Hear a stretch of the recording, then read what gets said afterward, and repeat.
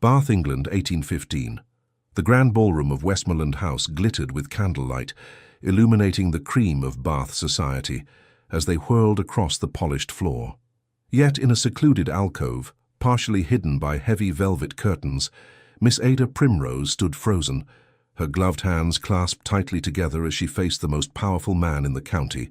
"I beg your pardon, Your Grace," Ada managed, certain she had misheard the tall, imposing figure before her. The Duke of Harrington, Andrew Percy, regarded her with the same detached expression he wore when discussing the weather or crop rotations. His steely grey eyes betrayed no emotion, his posture remained impeccable, and his voice maintained its measured cadence as he repeated his proposition. "I said, Miss Primrose, that you should marry me, immediately." He adjusted his pristine cravat. "The rumours circulating about your impropriety are gaining momentum by the hour, as are certain whispers connecting my name to yours." Ada's cheeks flushed with indignation. "Those rumours are entirely unfounded. I merely helped Mr. Wilson when he fell from his horse. There was nothing inappropriate about offering a handkerchief to a bleeding man." "Indeed." The Duke's expression remained unmoved. "However, you were unchaperoned, and Mr. Wilson is a notorious flirt. Society has drawn its conclusions." "Let them talk," Ada replied, lifting her chin defiantly. "I've never concerned myself with their opinions before." A shadow of something, perhaps admiration, flickered across the Duke's face before disappearing. "A commendable attitude, but impractical. Your father's recent passing has left you vulnerable. Without protection, these rumors will destroy any prospect of a respectable future." Ada swallowed hard. Her father, a respected scholar, had died just 3 months prior, leaving her with a modest inheritance and a small cottage on the outskirts of Bath. At 23, she was precariously balanced on the edge of spinsterhood, a fate that had never troubled her until this moment. "Why would you offer marriage, Your Grace? We are hardly acquainted." The Duke clasped his hands behind his back. "We share mutual connections through your late father. I respected his work immensely. Moreover, I find myself in need of a duchess. My estate requires an heir, and I require a wife above reproach." He stepped closer, his voice lowering. "Marry me, Miss Primrose, or face ruin. I offer protection, comfort, and position. You need not love me. Indeed, I expect nothing of the sort. This is a practical arrangement to benefit us both." Ada stared at him. This man she knew only by reputation, wealthy, powerful, intelligent, and utterly devoid of warmth. The notorious Ice Duke of Harrington, whose perfect manners and absolute propriety were matched only by his apparent inability to smile. "You speak of marriage as though discussing a business transaction," she said softly. "Is it not?" he countered, one eyebrow arched. "I find emotion clouds judgment. Better to approach such matters with clarity." Ada turned away, gazing at the dancers spinning in carefree circles. Her reputation had never mattered to her before, but suddenly the weight of society's judgment felt crushing. Without family protection, these rumors could leave her completely isolated. "I would require certain freedoms," she said finally, turning back to face him. "Clarify." "I would continue my charitable work. I would maintain correspondence with my friends, and I would—" She hesitated. "I would have access to your kitchens." This, at last, seemed to surprise him. "My kitchens?" "Yes," she replied firmly. "I enjoy cooking, not as a servant but as a pastime." For a moment the Duke appeared genuinely perplexed. "You wish to cook for pleasure?" "Indeed." He considered this oddity, then nodded curtly. "Very well. You shall have access to the kitchens provided you do not interfere with the staff's duties. Do we have an agreement?" Ada looked into his cold, handsome face and made her decision. "Yes, Your Grace. I accept your proposal." "Excellent." He offered his arm. "We shall announce our engagement immediately and marry within the fortnight. The situation calls for expediency." As he led her back into the ballroom, Ada wondered what she had just committed to. Marriage to a man who approached life with the emotional range of a marble statue. A future as the Duchess of Harrington, bound to a husband who saw their union as nothing more than a sensible business arrangement. What she could not possibly know was how completely this practical decision would transform them both. The following morning, Ada sat in her small drawing room, penning a letter to her closest friend, Charlotte Hayward. Her hand trembled slightly as she attempted to explain her sudden engagement. Dearest Charlotte, you will think me mad when you read what I am about to write, but I implore you to reserve judgment until I have explained fully. I am to be married in a fortnight to the Duke of Harrington. Yes, that Duke of Harrington, the one they call the Ice Duke, whose propriety and coldness are legendary throughout Bath. You will wonder how this came to be, as our paths have seldom crossed in society. A sharp knock at the door interrupted her writing. Mrs. Winters, her housekeeper and sole remaining servant, appeared with wide eyes and flustered demeanour. Miss, there's a carriage, the grandest I've ever seen, with the Harrington crest on the door, and footmen in livery. 4 of them. Ada hastily folded her incomplete letter. The Duke is here already. Not the Duke, miss. A woman. Says she's Lady Eleanor Percy, the Duke's sister. Ada's heart raced as she smoothed her simple morning dress, hardly appropriate for receiving nobility. But before she could suggest any delay, a commanding female voice called from the entrance hall. Miss Primrose, I hope I'm not intruding at too early an hour. Ada entered the hall to find a striking woman in her 30s, elegantly attired in a travelling ensemble of deep burgundy. Her resemblance to the Duke was unmistakable. The same aristocratic features, the same penetrating grey eyes, though hers held warmth her brother's lacked. Lady Eleanor, what an unexpected pleasure! Ada curtsied, acutely aware of her modest surroundings. The woman assessed her openly, then smiled, a genuine, kind smile that immediately set Ada more at ease. My brother informed me of your engagement last night. I confess, I was startled enough to drive from London immediately. I had to meet the woman who managed to secure a proposal from Andrew.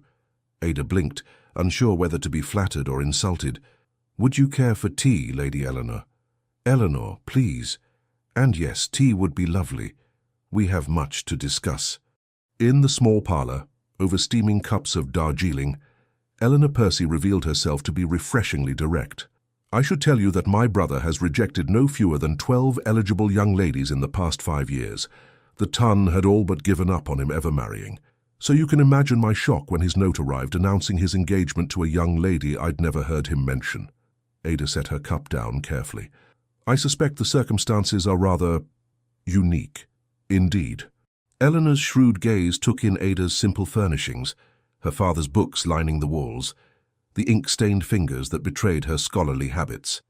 Andrew mentioned your father was Professor Primrose, the historian. Yes, Ada replied, surprised. Did His Grace know my father? They corresponded extensively about medieval agricultural practices, I believe. Andrew seldom discusses his scholarly interests, but I noticed your father's volumes in his study. Eleanor paused. May I speak frankly, Miss Primrose? Please. My brother is complicated. Our father was a cold, demanding man who valued control above all else. Andrew learned early that showing emotion was a weakness to be exploited. When our mother died, he was just 11. I watched him retreat further behind walls of propriety and duty. Ada listened, fascinated by this glimpse into the Duke's past. He is not unkind, Eleanor continued. Indeed, he is scrupulously fair to his tenants and generous with his wealth, but he has never learned to express warmth. I feared he would live and die alone in that enormous house, surrounded by servants who fear him and peers who respect but do not love him. She leaned forward. Until now. Lady Eleanor, I don't know what drew him to you, Miss Primrose, but I can guess.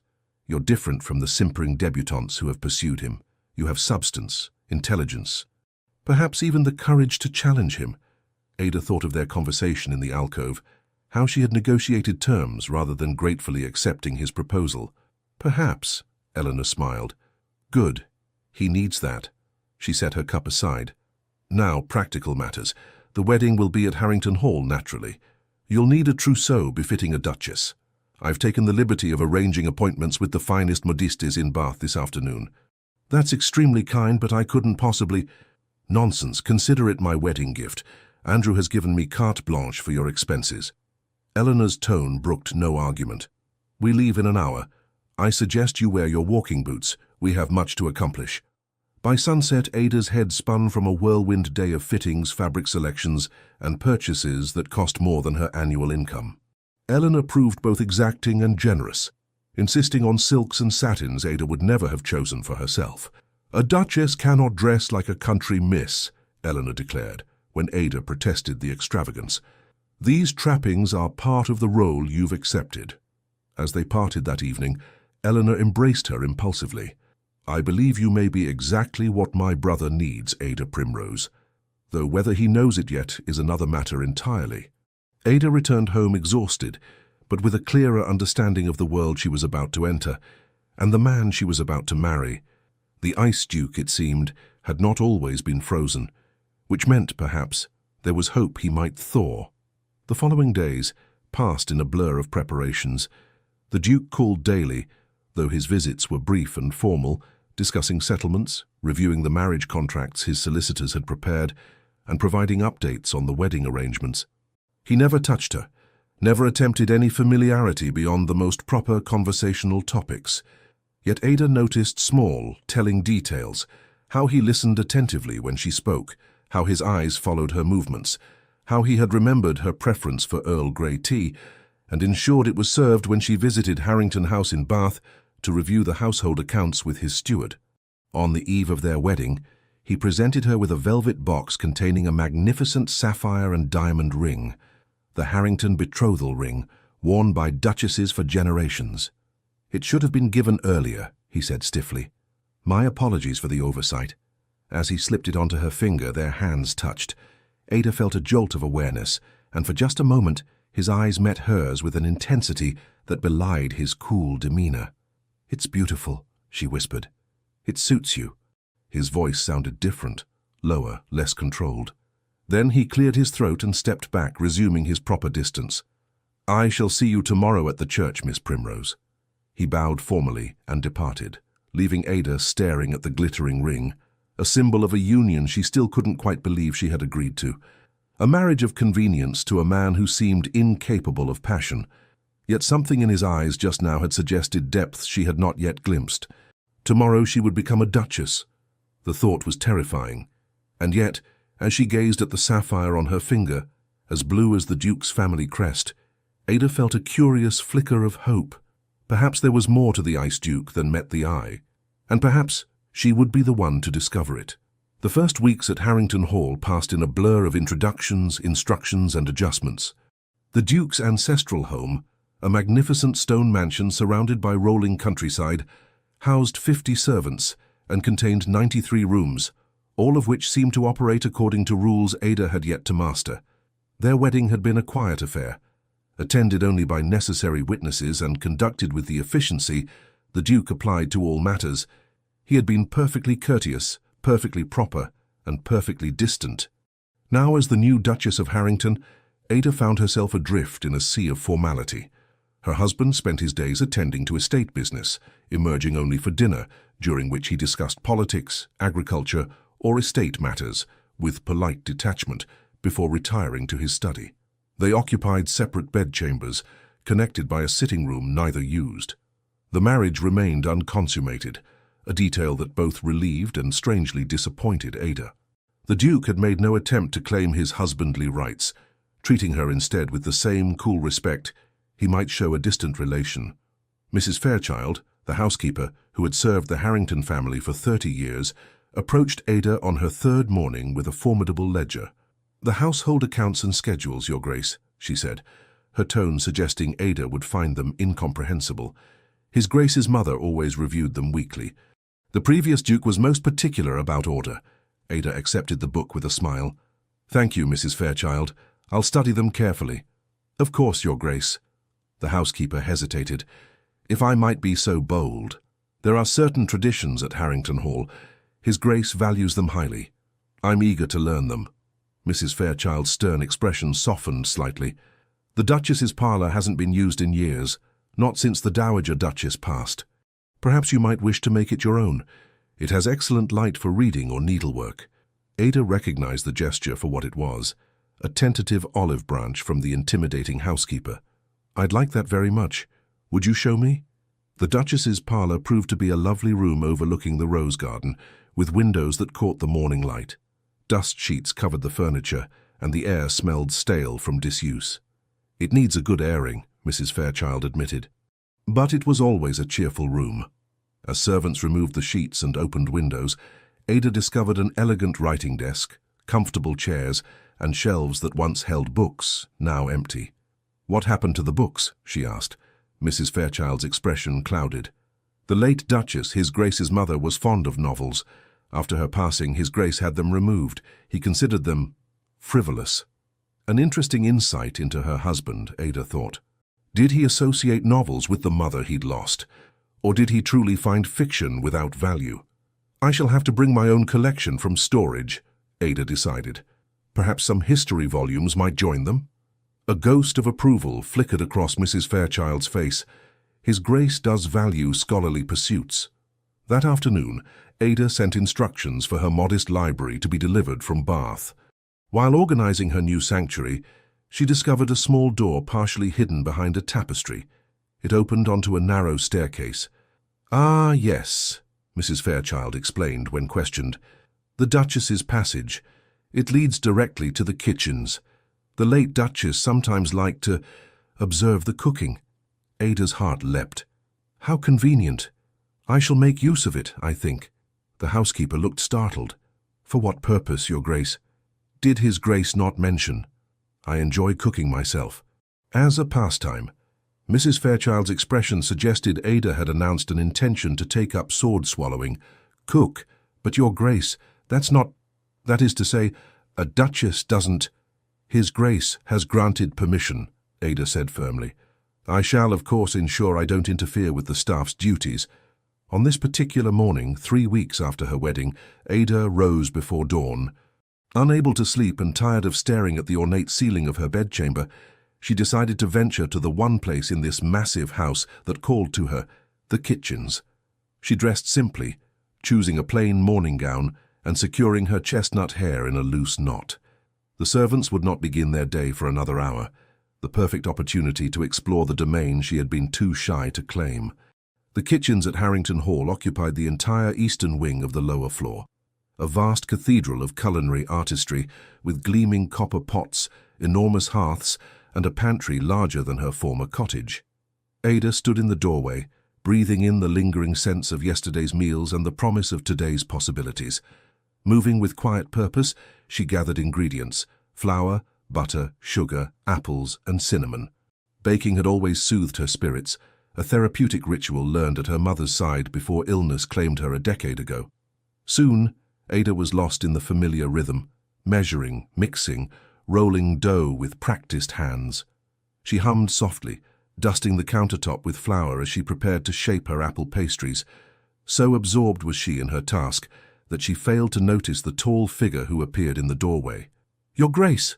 Ada jumped, sending a small cloud of flour into the air. She turned to find the Duke watching her, his expression inscrutable. He wore riding clothes, suggesting he had risen early for exercise. "Your Grace!" She cursed inwardly at the flour now dusting her gown. "I did not expect anyone to be awake at this hour." He stepped into the kitchen, his gaze moving from her flour-smudged cheek to the neatly arranged pastries waiting to be baked. "I typically ride at dawn," he explained, moving closer to examine her work. "What exactly are you creating?" "Apple tarts with cinnamon and a touch of nutmeg," she replied, fighting the urge to wipe her hands nervously on her apron. "My mother's recipe." The Duke picked up a small piece of raw dough, studying it as if it were a curious artifact. "You truly enjoy this labor?" "It isn't labor when done for pleasure," Ada replied, gaining confidence. "Do you not find satisfaction in activities beyond duty, Your Grace?" He considered this question with surprising seriousness. "I ride for pleasure. I read scientific journals. I find both mentally stimulating." "But nothing that engages the senses?" Ada asked, then immediately regretted her boldness. To her astonishment, the corner of his mouth twitched, almost a smile. "I appreciate fine brandy," he offered, "though I suspect that's not what you meant."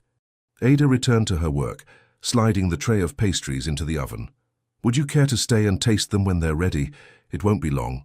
She expected refusal, but after a moment's hesitation, he nodded. "I have time before my steward arrives." They sat in awkward silence at the kitchen's sturdy wooden table as the sweet aroma of baking pastry filled the air. When Ada finally retrieved the golden brown tarts and placed one before him on a simple plate, The Duke regarded it with the serious attention he might give a complex legal document. He took a careful bite, then another. His eyes widened slightly. "This is," he began, then paused, seeming to search for the appropriate word. "Exceptional." Ada beamed with genuine pleasure. "Thank you, Your Grace." "Andrew," he said suddenly. "When we are alone, you might call me Andrew." It was the first personal concession he had offered since their marriage, and Ada recognized its significance. "Then you must call me Ada." He nodded, finishing the tart with more enthusiasm than she had seen him display for anything. "What else do you make, Ada?" "Everything," she admitted. "Breads, cakes, puddings, biscuits. My mother taught me from childhood, and I've collected recipes ever since." "Fascinating," he murmured, and for the first time Ada thought she detected genuine interest in his eyes. "I would not have guessed the daughter of Professor Primrose would develop such practical skills." Ada smiled, relaxing slightly. "My father nurtured my mind. My mother nurtured my heart. She believed a complete education included both intellectual and domestic arts." Andrew nodded thoughtfully. A wise philosophy. He rose abruptly, consulting his pocket watch. "I must attend to business, but this was pleasant." As he turned to leave, he paused. "Perhaps you might continue your culinary activities, if it pleases you." It wasn't until he had gone that Ada realized what had happened. For the first time since their marriage, they had shared a genuine conversation, and more surprisingly, the Duke had actually enjoyed something. The kitchen encounter marked a subtle shift in their relationship. The Duke began joining Ada for breakfast, a meal he had previously taken alone in his study. He spoke little, reading correspondence as he ate, but occasionally asked her plans for the day or commented on estate matters. Ada found herself looking forward to these quiet mornings, observing her husband when he was absorbed in his letters. Without the mask of formal politeness, his face revealed more. Concentration furrowing his brow, occasional irritation tightening his jaw, rare satisfaction softening his features. She began to read his moods, to understand when to speak and when silence was preferred. A week after their kitchen encounter, Ada was startled when Andrew entered the breakfast room with a small package. "This arrived from London," he said, placing it beside her plate. "I thought you might find it of interest." Ada unwrapped the parcel to find a slim volume, a collection of recipes from a renowned French chef. "This is wonderful," she said, genuinely touched. "Thank you." He nodded once, returning to his newspaper without further comment. Yet Ada noticed the way his eyes flickered above the page to observe her pleasure. It was, she realized, the first gift he had given her beyond the obligatory wedding ring and family jewels. That same afternoon, an unexpected carriage arrived bearing Lady Eleanor, who swept into the house with her usual energy.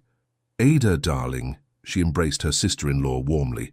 "How are you finding life as a duchess? Is my brother being unbearably stiff? The house overwhelming? The servants intimidating?" She lowered her voice. "Mrs. Fairchild nearly terrified me to death when I first came here as a girl." Ada laughed, grateful for Eleanor's presence. "Everything is adjusting.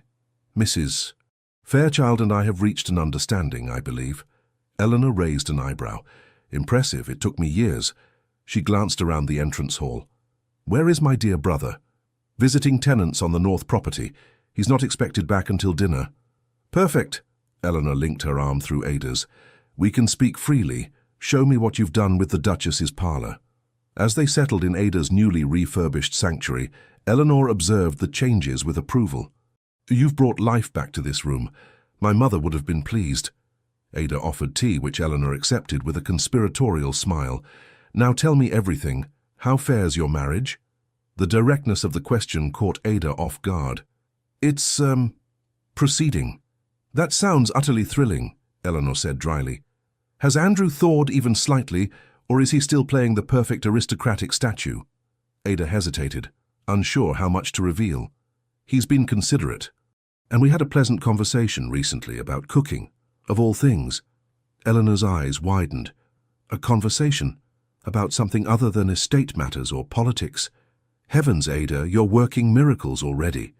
Ada couldn't help smiling. It was hardly a miracle, but he did seem genuinely interested. "That's more than most have achieved." Eleanor sipped her tea thoughtfully. You know, he was quite different as a boy. Before our mother died, he laughed easily, played games. Was dreadfully mischievous, in fact. Once released all the frogs from the pond into the morning room before a visit from our particularly disliked aunt. Ada tried to imagine the austere Duke as a playful child and found it difficult. What changed him so completely? Eleanor's expression sobered. Our father.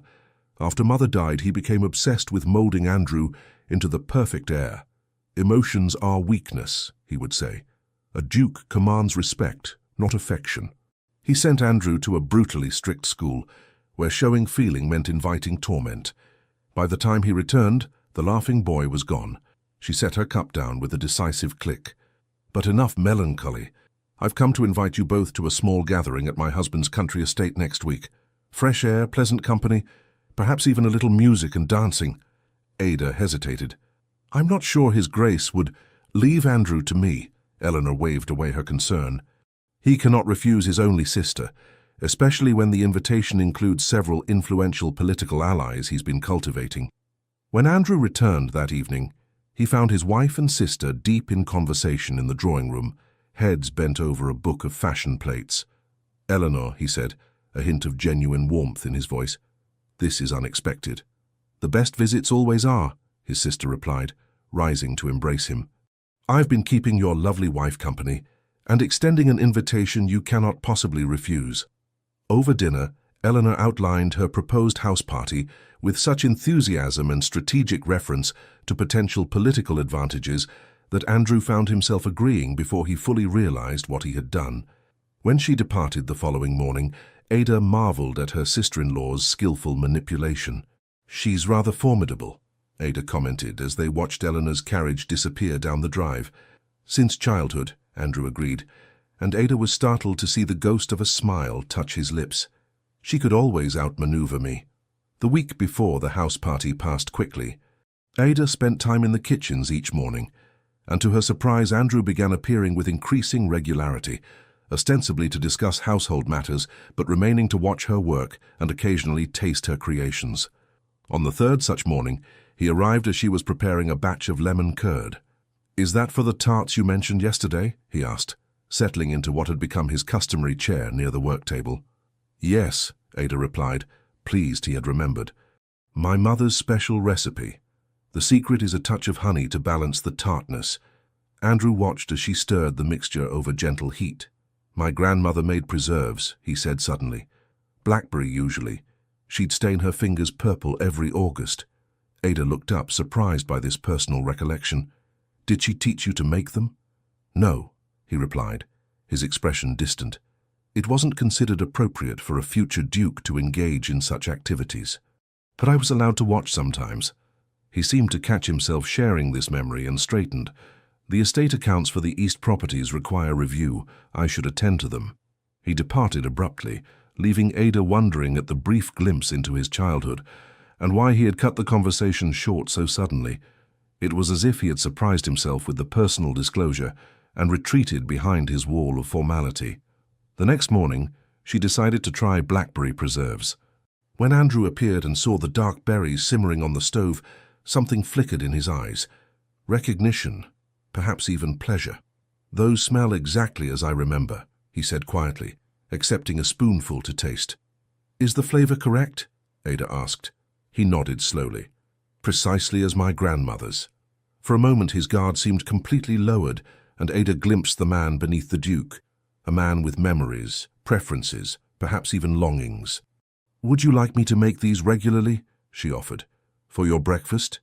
He looked at her with an expression she couldn't quite interpret. Surprise mingled with something deeper. I would. Thank you. It was a small victory, but significant. Ada had found something that pleased him, something that perhaps connected him to happier times, and in his thanks there had been genuine warmth. The journey to Eleanor's estate took place on a glorious autumn day. Seated beside her husband in the grand ducal carriage, Ada watched the countryside slide past in a tapestry of gold, crimson, and bronze. They spoke little, but the silence felt less strained than in previous weeks. As they approached a particularly beautiful vista with rolling hills stretching to a distant river, Ada gasped softly at the beauty. "The view pleases you?" Andrew asked, observing her reaction. "It's magnificent," she replied honestly. "I've always loved autumn landscapes. The colors, the quality of light. My father used to say nature puts on her finest dress before winter's sleep." Andrew nodded. "This valley is particularly striking in October. I often ride here when visiting Eleanor." "You must show me your favorite routes," Ada said without thinking, then wondered if she had presumed too much. But Andrew surprised her. "I would be happy to. Tomorrow morning, perhaps, if the weather holds." Ada turned to him, unable to hide her pleasure. "I'd like that very much." For a brief moment, something unguarded and almost warm passed between them, not quite a connection, but the possibility of one. Then the carriage turned into the long drive leading to Northbrook Manor, and the moment passed. Eleanor greeted them with her usual exuberance, embracing Ada and even managing to extract a brief hug from her resistant brother. "You're the last to arrive," she exclaimed. "Everyone's already gathered for tea in the garden. Come, I'll introduce you." As they moved toward the rear of the house, Andrew placed a hand lightly on Ada's elbow, the first time he had touched her since their wedding. "The gathering is larger than Eleanor implied," he murmured. "Are you prepared?" The question surprised her, both his awareness of her potential discomfort and his concern. "I believe so," she replied, "though I'm grateful for the warning. Stay near if you feel overwhelmed," he said quietly. Eleanor's enthusiasm sometimes blinds her to others' comfort. It was the most considerate thing he had yet said to her, and Ada felt a warm spark of appreciation. "Thank you. I shall." The garden party proved to be a lively affair with 20 guests, most of whom regarded Ada with undisguised curiosity. The new Duchess of Harrington, a virtual unknown in society circles, was an object of intense interest.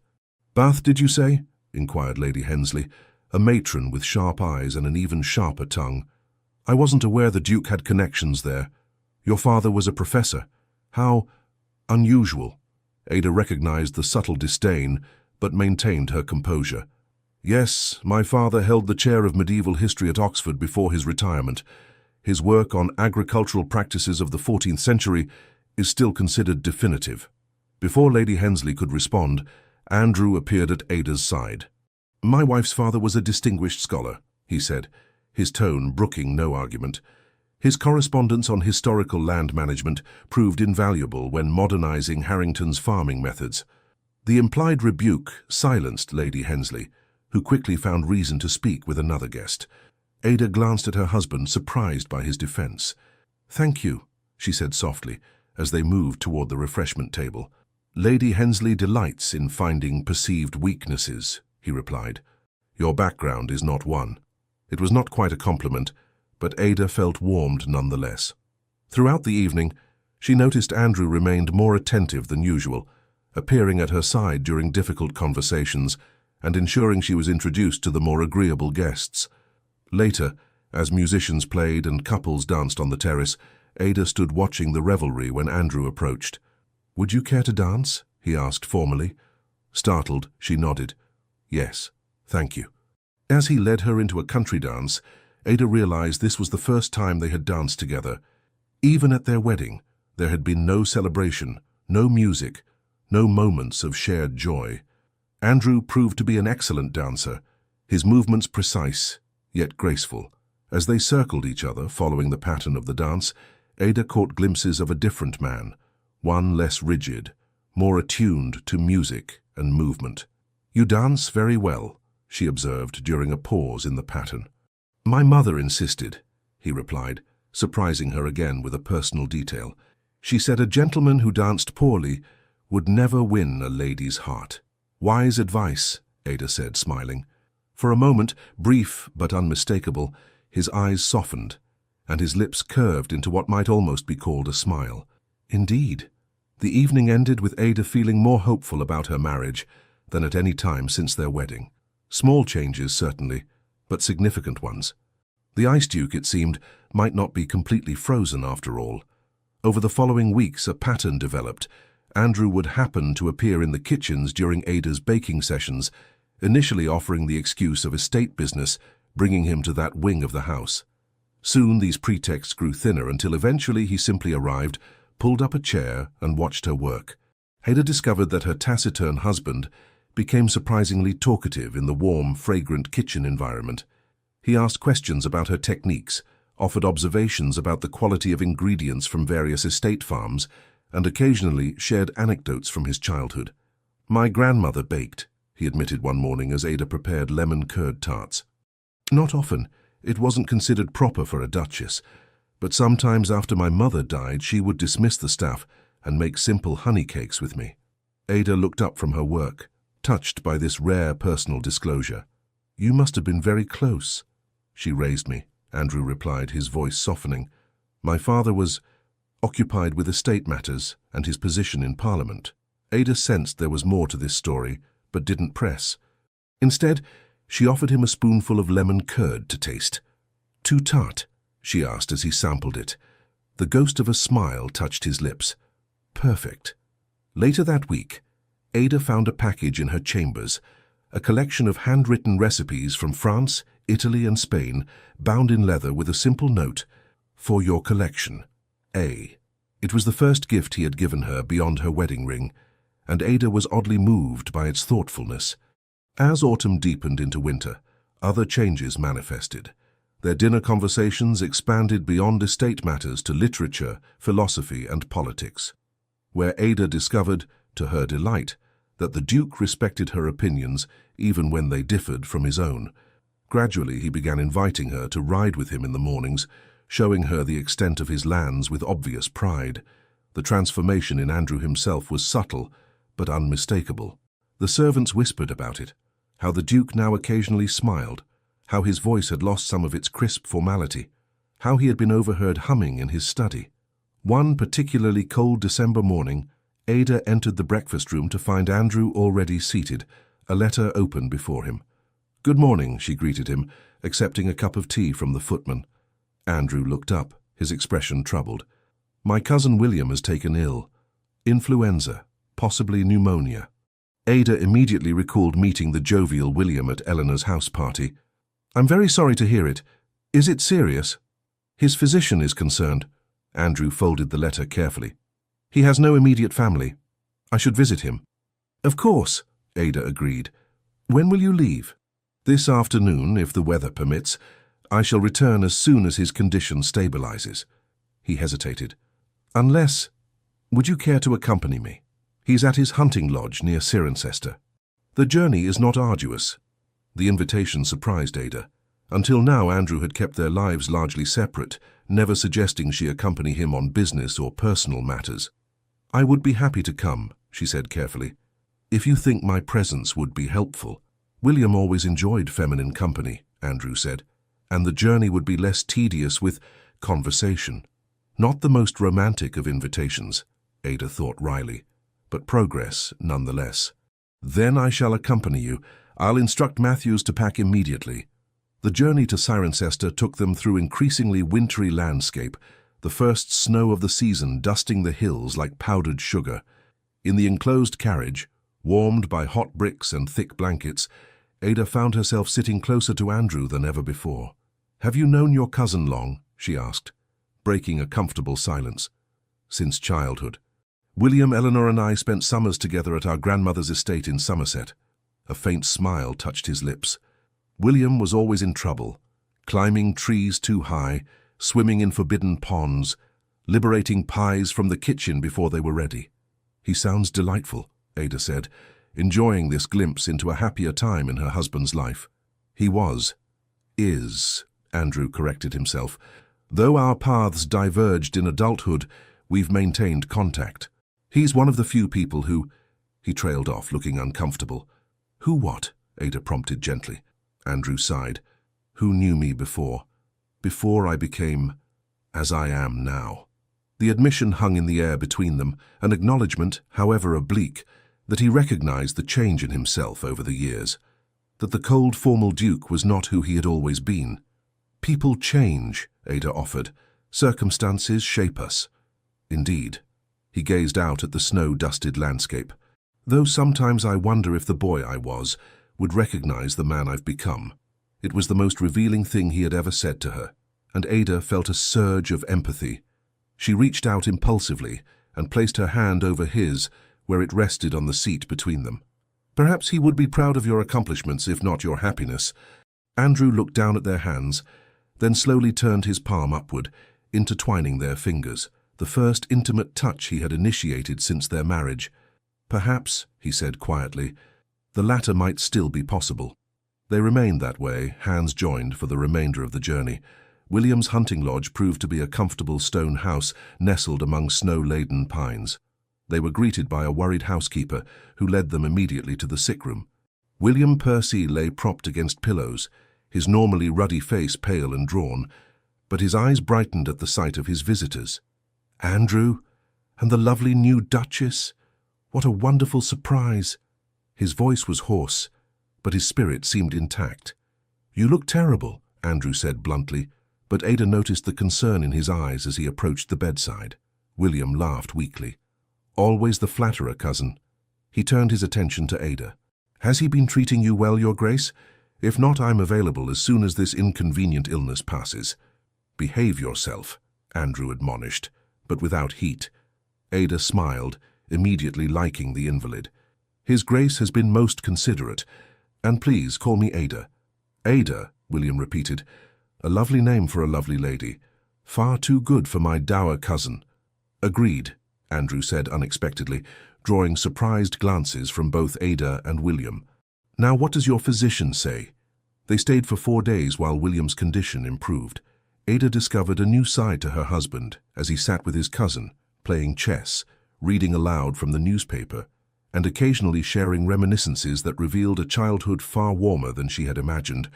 On their 3rd evening, after William had fallen asleep, Ada and Andrew sat before the fire in the lodge's cozy sitting room. Snow fell heavily outside, creating a sense of intimate isolation. Thank you for coming, Andrew said, passing her a glass of wine. Your presence has cheered him considerably. I've enjoyed it, Ada replied truthfully. He's wonderful company, even ill, and I've learned much about you from his stories. Andrew grimaced. Most exaggerated, I assure you. I don't believe that for a moment, Ada teased gently. The tale about you falling into the duck pond while attempting to retrieve your grandmother's hat was far too specific to be invented. To her delight, Andrew laughed, a genuine warm sound she had never heard from him before. That, unfortunately, is entirely true, though he neglected to mention it was his idea to use a fishing pole rather than simply wading in. They fell into easy conversation, the most relaxed they had ever shared.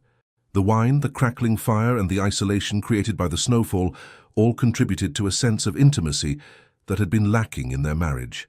May I ask you something personal? Ada ventured, after a comfortable lull. Andrew tensed slightly but nodded. You may ask. I reserve the right not to answer. Fair enough. She gathered her courage. Why did you really marry me? The rumors were unpleasant, but hardly ruinous. There must have been dozens of more suitable candidates for a duchess. He studied his wineglass, turning it slowly between his fingers. I told you that I respected your father. Yes, but that hardly seems sufficient reason to propose marriage. Andrew was silent for so long that Ada thought he might refuse to answer. Finally he spoke. I had observed you, before our meeting at Westmoreland House, at various gatherings, though we were never properly introduced. You were different. Different? Ada prompted. You spoke your mind. You discussed ideas rather than gossip. You showed kindness to those society overlooked. He set his glass down carefully. And you smiled, genuinely smiled, not the practiced simper of debutantes seeking advantage. Ada felt her cheeks warm. You noticed all that?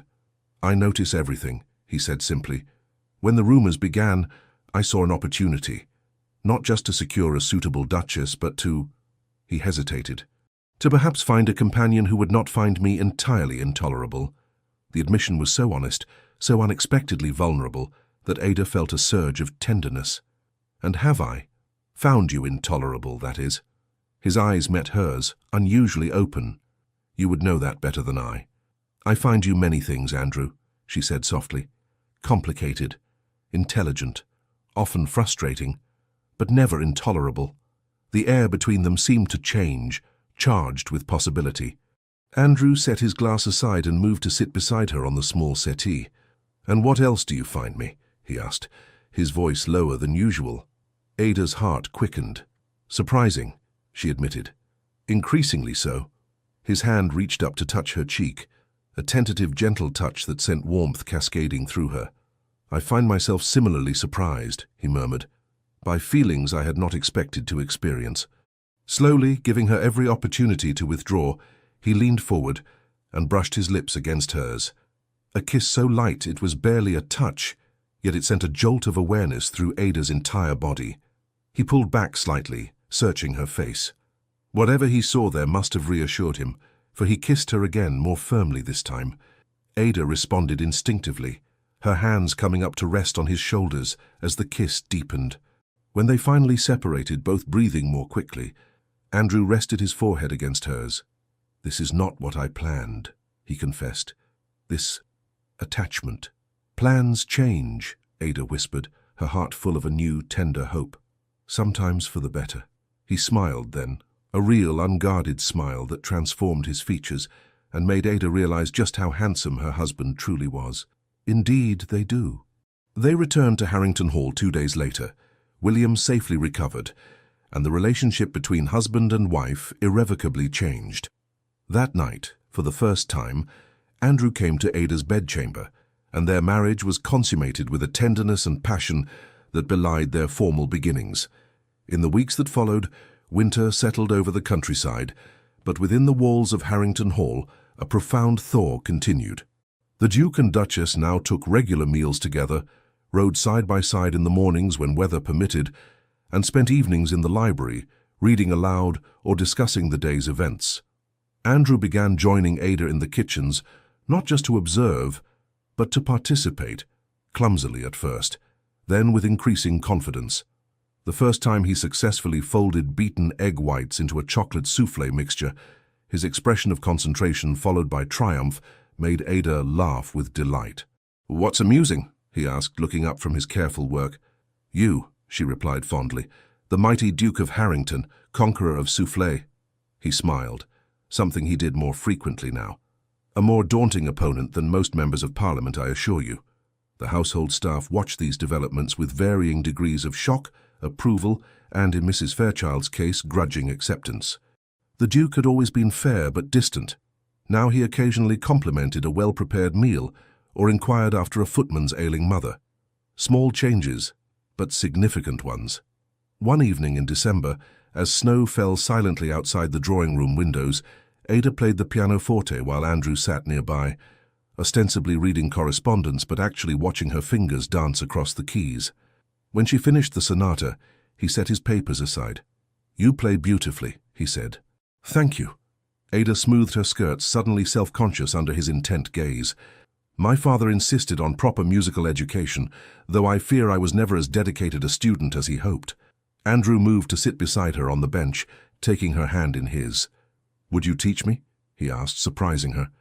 "I never learned." "Of course." She positioned his hands on the keys, guiding his fingers to play a simple scale. As they sat together at the instrument, shoulders touching, hands occasionally overlapping, Ada marveled at the transformation in their relationship. The cold, distant man who had proposed marriage as a business transaction now sought her company, shared her interests, and looked at her with undisguised affection. That night, as they lay entwined in the darkness of their now shared bedchamber, Andrew traced gentle patterns on Ada's bare shoulder. "I have been thinking," he said quietly, "about us, about the nature of our arrangement." Ada tensed slightly, uncertain where this was leading. "Yes?" He shifted to look directly into her eyes, his expression unusually vulnerable. "When I proposed our marriage, I spoke of convenience, practicality. I believed such things were the only solid foundation for a union." "I remember," Ada said softly. "I was wrong." His voice dropped to a whisper. "What has grown between us is neither practical nor convenient. It is something else entirely." Ada's heart quickened. "And what is that, Andrew?" He hesitated, struggling visibly with words that didn't come easily to him. I believe it may be love." The admission, so simple yet so profound, brought tears to Ada's eyes. "I believe you may be right," she whispered back, reaching up to touch his face. He caught her hand, pressing a kiss to her palm. "I never expected this," he confessed. "To feel so much." For so long I thought it safer not to feel at all. And now, Ada prompted gently, now I find that feeling, even when it renders one vulnerable, has its compensations. He pulled her closer. You have changed me, Ada. Awakened parts of myself I thought long dead. She smiled through her tears. Perhaps they were merely dormant, waiting for spring. Perhaps, he agreed, kissing her tenderly, though it took a rather exceptional gardener to coax them back to life. Their kiss deepened, conversation giving way to more intimate expressions of the love neither had expected to find in their practical arrangement. The following morning, Ada woke to find Andrew propped on one elbow, watching her with undisguised tenderness. "Good morning," she murmured, still drowsy. "Indeed it is." He brushed a strand of hair from her face. "I have been thinking. A dangerous pastime so early," she teased. He smiled. "Perhaps, but I've made a decision nonetheless." He took her hand in his. "I wish to host a Christmas gathering here at Harrington Hall, Eleanor and her husband William, perhaps a few others, a proper celebration." Ada sat up, surprised. "You hate entertaining." "I did," he admitted. "But I find I want to share my happiness. Our happiness. The house has been silent for too long." Touched beyond words, Ada threw her arms around him. "I think it's a wonderful idea." "There's more," he said, once she had settled back against the pillows. "I want to renew our vows. Not legally, we are of course already married, but differently. With words I should have said the first time." Ada's eyes filled with tears again. "Andrew, I offered you a transaction," he said seriously. "You deserve a declaration." And so on Christmas Eve, with snow falling gently outside and the great hall of Harrington decorated with evergreens and candles, the Duke and Duchess of Harrington stood before their closest friends and renewed the promises made months earlier, this time not as a business arrangement, but as a covenant of love. "Ada," Andrew said, his voice carrying clearly through the hushed room, "when I asked for your hand, I spoke of practical matters, protection, position, respectability. I offered you a transaction when I should have offered my heart." He took both her hands in his eyes never leaving hers. "Today, I make new vows. I promise not merely to provide for you, but to cherish you. Not just to respect you, but to delight in you. To share not only my name and home, but my thoughts, my hopes, my dreams." His voice softened. "I promise to be not just a husband-in-law, but a partner in life. To love you with all that I am, and all that I have yet to become." Tears spilled freely down Ada's cheeks as she responded. "Andrew, when I accepted your proposal, I thought I was agreeing to a life of dutiful companionship. Instead, I discovered a man of depth and feeling behind the formal facade. A man capable of great tenderness and unexpected joy." She squeezed his hands. "I promise to continue discovering you, every day of our lives together. To remind you of the boy you were and celebrate the man you are. To fill our home with warmth and laughter and, yes, the occasional soufflé." This drew chuckles from their guests. "Most of all, I promise to love you, not despite your complexities, but because of them." As Andrew bent to kiss her, sealing their renewed vows, Eleanor dabbed at her eyes and whispered to William, "I never thought I'd see it. My brother, utterly besotted." William grinned. And all it took was a woman brave enough to make him taste life again, one pastry at a time.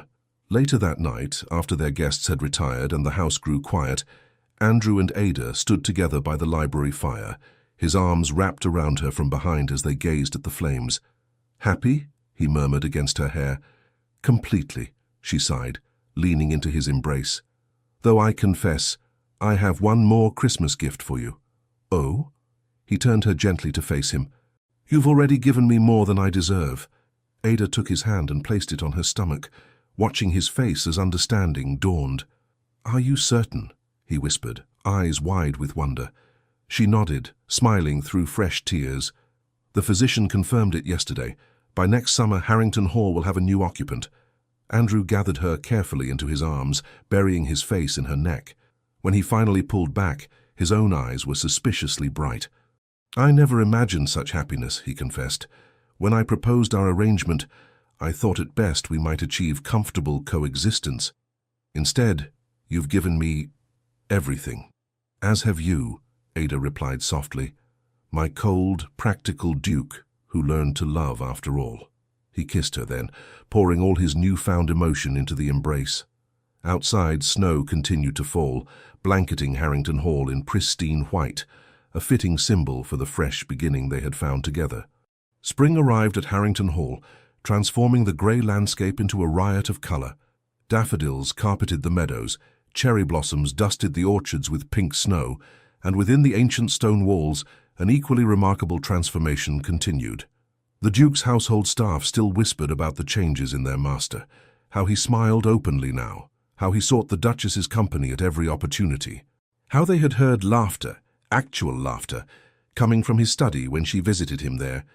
Most scandalous of all, the Duke and Duchess now shared a bedchamber, a development that had the housekeeper pursing her lips in disapproval while privately delighting in her master's obvious happiness.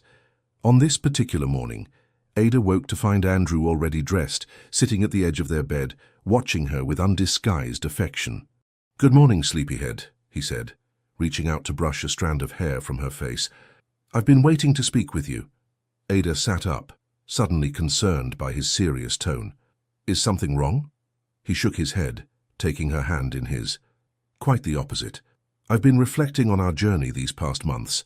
When I proposed our marriage, I offered you a transaction, safety and position, in exchange for respectability and an heir."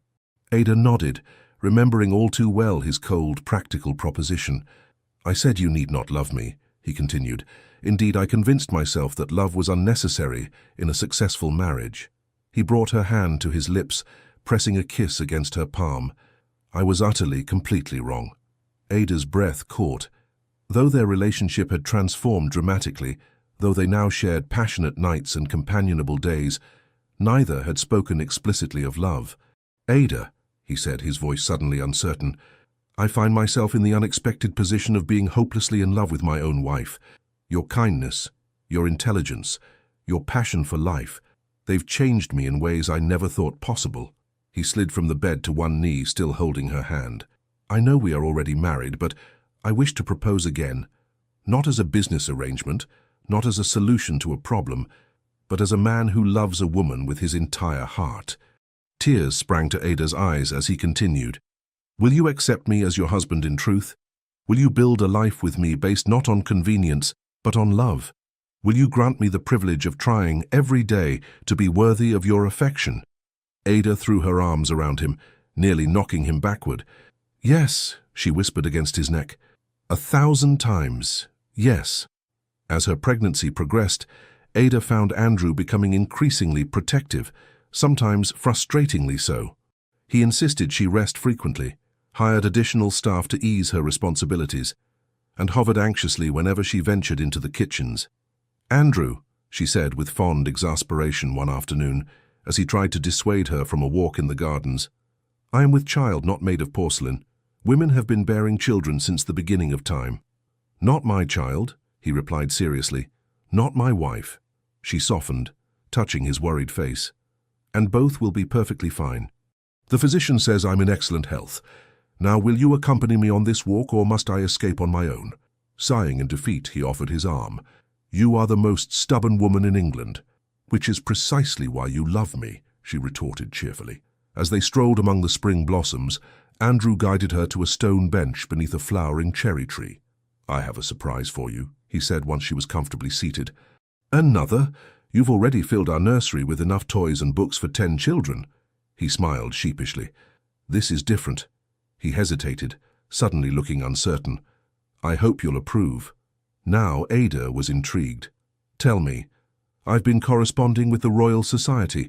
They're establishing a scholarship in your father's name for promising students of medieval history who lack financial means." Ada gasped, overcome with emotion. "Andrew, I don't know what to say." "Your father's work deserves recognition," he said simply. "And I thought our child should know the legacy of both sides of their family." Tears flowed freely down Ada's cheeks as she grasped the significance of his gesture. Not only was it a tremendous honor for her father's memory, but it represented Andrew's complete acceptance of her origins, her scholarly, non-aristocratic background that some in society still whispered about. "Thank you," she whispered, clasping his hands. It's the most thoughtful gift imaginable. Andrew smiled, clearly pleased by her reaction. There's a small ceremony planned for next month in London, if you're feeling well enough to travel, of course. Wild horses couldn't keep me away, Ada assured him. As they continued their walk, Ada marveled at the changes in her husband. The man who had once approached life with cold efficiency now found joy in small pleasures, showed genuine concern for those around him, and expressed his feelings with increasing openness. Yet some habits remained deeply ingrained. He still worked tirelessly on estate matters, maintained exacting standards for himself and his household, and occasionally retreated into silence when overwhelmed. But now, instead of these moments becoming walls between them, Ada recognized them as part of who he was, and loved him for his complexities rather than despite them. One afternoon in May, as Ada rested in the Duchess's parlor, a commotion in the entrance hall drew her attention. Rising awkwardly, her pregnancy now well advanced, she made her way to the main staircase to find Andrew in heated discussion with a severe-looking older man. "This is neither the time nor the place, Father," Andrew was saying, his voice tight with controlled anger. Ada froze. The Duke of Harrington's father, the Dowager Duke, had been living in Italy for years. His return was unexpected and clearly unwelcome to Andrew. "When you've been traveling for 3 weeks, any time becomes the right time," the older man replied imperiously. His gaze shifted to Ada on the staircase, eyes coldly assessing her figure. "So this is the bride about whom I've heard so much gossip. A professor's daughter, I understand. How progressive of you, Andrew." Andrew's jaw tightened dangerously. "Father, may I present my wife, Ada, Duchess of Harrington. Ada, my father, Edward Percy, the previous Duke of Harrington." Ada descended the last few stairs and curtsied as gracefully as her condition allowed. "Your Grace, welcome to Harrington Hall." The former Duke barely inclined his head. "I see the rumors of your condition are accurate. At least you've managed that duty promptly." Before Andrew could respond to this offensive remark, Ada spoke calmly. "Indeed, Your Grace. We are most fortunate. I understand congratulations are customary when a family anticipates a new member." Edward Percy's eyebrows rose at her direct response. "Forthright, isn't she?" he remarked to Andrew. "Well, I suppose that's preferable to simpering vacuity." Andrew moved to Ada's side, placing a protective hand at the small of her back. "My wife is many things, Father, all of them admirable." His voice was cold but controlled. "Now, if you'll excuse us, Ada needs rest. Matthews will show you to your chambers. We can speak later." Once they were alone in Ada's parlor, Andrew began pacing, tension radiating from him. "I apologize for my father's behavior. He has always been difficult." "That's one word for it," Ada observed, settling into a comfortable chair. "Why has he returned now after so many years away?" Andrew sighed, running a hand through his hair, a gesture of frustration she had rarely seen from him. "Money, most likely. He's probably exhausted his allowance and needs additional funds. It's happened before." He knelt beside her chair, taking her hands in his. "I won't allow him to upset you or insult you. If necessary, I'll arrange for him to stay elsewhere." Ada squeezed his hands reassuringly. "I'm not so easily upset, Andrew, and he is your father, however unpleasant. He abandoned Eleanor and me after our mother died," Andrew said quietly. "Left us with our grandmother while he traveled Europe, drowning his sorrows in wine and gambling. He returned occasionally to criticize, instruct, and withdraw more funds, then disappear again." Understanding dawned on Ada. And each time he returned, he reinforced the lesson that emotion was weakness. Andrew nodded, his expression distant. Caring for someone meant giving them power to hurt you. He demonstrated that principle repeatedly. Ada touched his face gently, bringing his focus back to her. "Yet here you are, caring deeply, despite all his lessons." A smile slowly replaced his frown. "Perhaps I found a better teacher." The Dowager Duke's stay proved mercifully brief. After 3 tense days during which he criticized everything from the estate management to the table settings, Andrew confronted him privately in his study. Ada, passing by, overheard fragments of their heated exchange. "Not another penny beyond your allowance. Ungrateful after all I sacrificed." "What exactly did you sacrifice?" Certainly not your comforts or pleasures. Your mother would be appalled by your choice of bride." Ada moved away, not wishing to eavesdrop further, but her heart ached for Andrew. Whatever his father's failings, his words still had power to wound. That evening, Edward Percy announced his intention to return to Italy.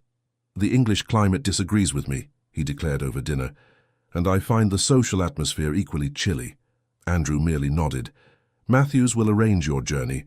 The following morning, as the former Duke's carriage disappeared down the drive, Andrew stood rigid beside Ada, his face unreadable. "Are you all right?" she asked softly. He was silent for a long moment before responding. "He was different once, before my mother died, or perhaps that's merely a child's selective memory." Ada slipped her arm through his. "Even flawed parents can give us something of value." Andrew looked down at her, his expression softening. "What wisdom did your parents impart?" "My father taught me that knowledge is worthless unless shared," she replied thoughtfully. "And my mother, she showed me that life's greatest pleasures often lie in simple things." She smiled. "Like perfectly baked bread on a winter morning." Andrew drew her close, resting his chin on her head. "Wise indeed. And what shall we teach our child, I wonder? That strength lies not in hiding emotion, but in choosing whom to trust with it," Ada said immediately. "That love is not weakness, but the greatest power we possess." He held her silently for a long moment, then whispered against her hair, "How did I ever deserve you?" "Perhaps you didn't," she teased gently, "but you have me nonetheless." The remainder of spring passed peacefully. Andrew threw himself into preparations for the baby, overseeing the renovation of the nursery suite, with an attention to detail that both amused and touched Ada. He insisted on the safest, most modern equipment, the softest fabrics, the most educational toys, researching each item with the thoroughness he typically applied to estate improvements. "The child won't arrive knowing how to read," Ada pointed out when he presented her with an entire bookcase of children's literature. "Of course not," he replied seriously, "but it's never too early to begin preparation." In June, they traveled to London for the ceremony, establishing Professor Primrose's scholarship. Ada, now in her 8th month, attracted curious glances as Andrew escorted her proudly into the Royal Society's Grand Hall. The coldly proper Duke of Harrington, visibly attentive to his very pregnant wife, provided ample fodder for society gossip. "Let them talk," Andrew murmured when he noticed her awareness of the whispers. "I find I no longer care for others' opinions." The ceremony itself was deeply moving. Distinguished scholars spoke of her father's contributions. Brilliant students expressed gratitude for the opportunity the scholarship would provide. And Andrew, to Ada's surprise, delivered a brief but eloquent speech about the importance of preserving and honoring intellectual legacy. "Your father would have been proud," Eleanor whispered, squeezing Ada's hand as they watched Andrew accept a commemorative plaque. "Of the scholarship, or of his son-in-law?" Ada asked, smiling through tears. "Both, I imagine." Later that evening, as they prepared for bed in their London townhouse, Andrew seemed unusually pensive. "What are you thinking?" Ada asked, brushing her hair at the dressing table. He came to stand behind her, meeting her eyes in the mirror. "About legacies. What we leave behind. Your father left knowledge, wisdom, a contribution to human understanding." "And what of your legacy?" she prompted gently. "Until recently, I would have said Harrington itself. The land, the title, the fortune preserved and hopefully increased." He placed his hands on her shoulders. "Now I find those things matter less than I once thought." "What matters more?" His hands moved to rest on her rounded stomach, where their child grew. "This, us, the family we're creating, the love we've found." He smiled ruefully. "Had you told me a year ago that I would speak such words without irony, I would have thought you mad." Ada covered his hands with her own. "And yet, here you are, expressing sentiments that would scandalize the ton." "Here I am," he agreed softly, "transformed by a woman who sees baking as an art form and refuses to be intimidated by dukes." She turned to face him, her expression suddenly serious. "Andrew, I need to tell you something." Alarm flashed across his face. "Is it the baby? Are you unwell?" "No, nothing like that," she assured him quickly. "It's just, I've been thinking about names." His relief was palpable. "As have I. Family names, of course, are traditional. Andrew for a boy, Perhaps Eleanor for a girl? Ada shook her head. I had something else in mind. She took his hands. If it's a boy, I'd like to name him William, after your cousin who's been such a support to us both. Andrew looked surprised but nodded slowly. William is an excellent name, and if it's a girl, Charlotte, after my dearest friend. She hesitated. With Eleanor as a middle name, of course. William or Charlotte? Andrew tested the names, smiling. Perfect. As they settled into bed, Andrew's arms cradling her protectively, Ada reflected on their extraordinary journey from arranged marriage to genuine partnership. The cold, distant Duke had transformed into an attentive husband, eagerly anticipating fatherhood. And she, who had once valued independence above all else, had discovered the freedom that comes with being truly loved.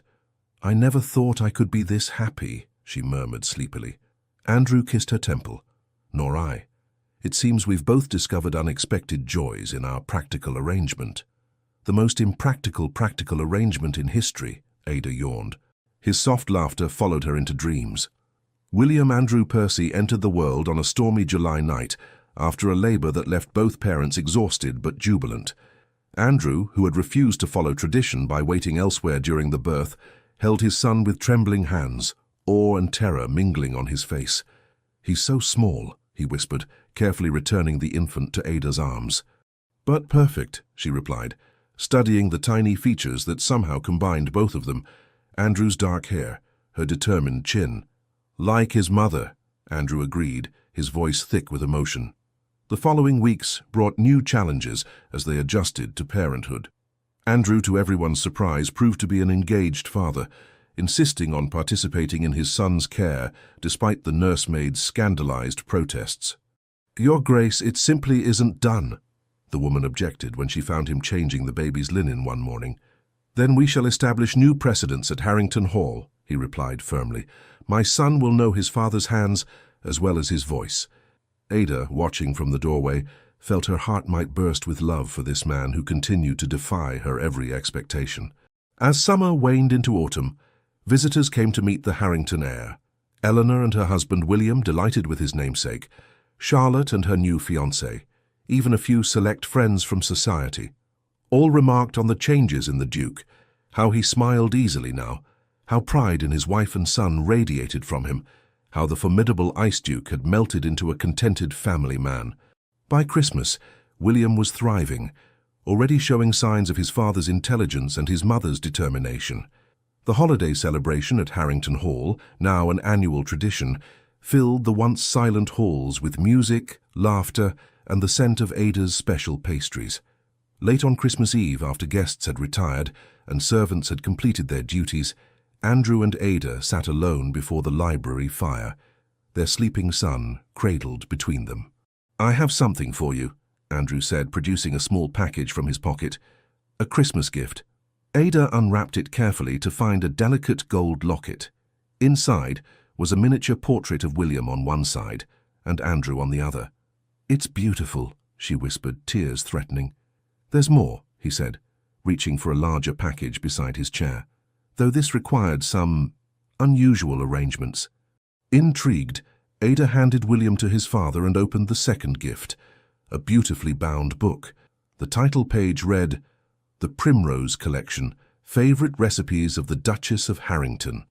Andrew, she gasped, leafing through pages of her own recipes, beautifully illustrated and printed in a limited edition. How did you— I may have had your recipe journal temporarily borrowed, he admitted, looking pleased with himself. Eleanor helped. Do you like it? It's wonderful. Ada was genuinely moved by the thoughtfulness of the gift, acknowledgement of the passion that had first brought them closer. Though I'm not sure a duchess publishing a cookbook is quite proper. Andrew laughed. Propriety be damned. It's a private printing for family and friends. Besides, he added with a mischievous glint in his eye, when has my wife ever concerned herself with being proper? True enough, Ada conceded, leaning over to kiss him. Thank you. As William stirred between them, Ada reflected on the extraordinary year that had passed, from a cold proposal in a ballroom alcove to this moment of domestic tranquility. The Ice Duke had not merely thawed, but transformed, revealing depths of warmth, humor, and tenderness, She could never have imagined that first night. "What are you thinking?" Andrew asked, noticing her contemplative expression. "About beginnings," she replied, "and how impossible it is to predict where they might lead."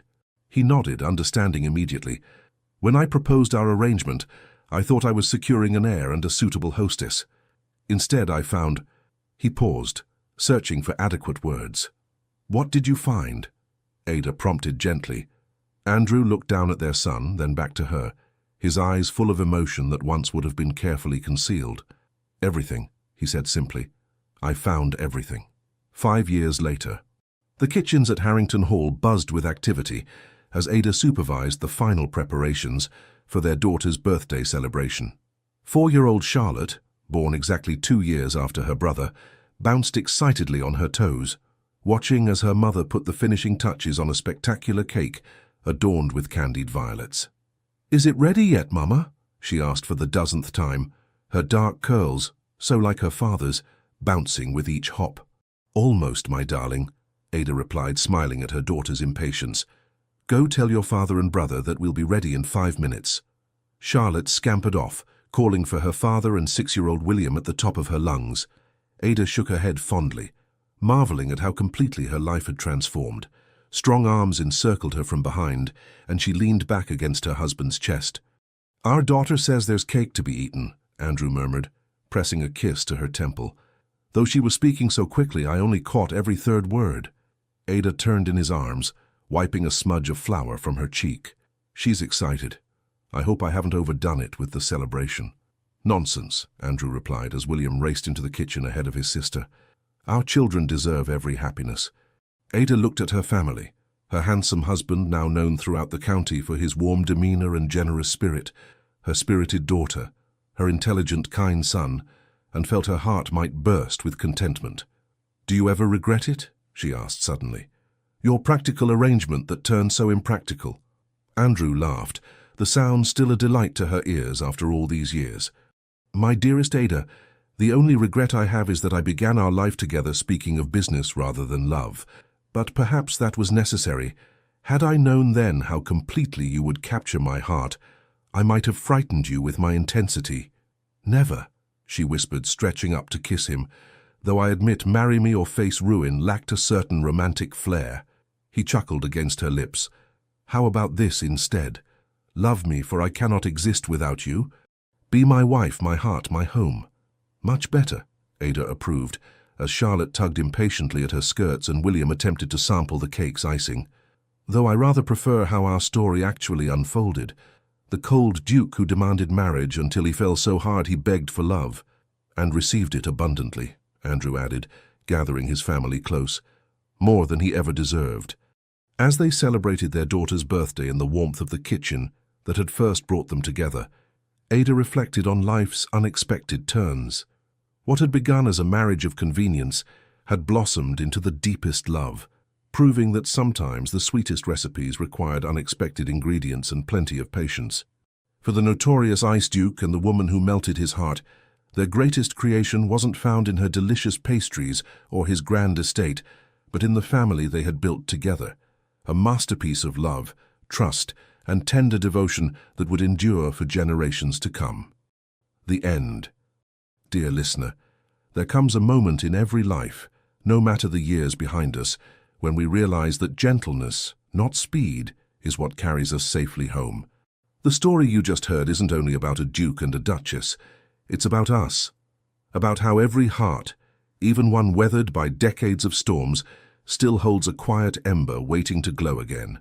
You see, love doesn't always come riding in grand gestures. Sometimes it arrives softly, in a shared breakfast, in a steady hand, in the courage to forgive ourselves for all the years we thought were already gone.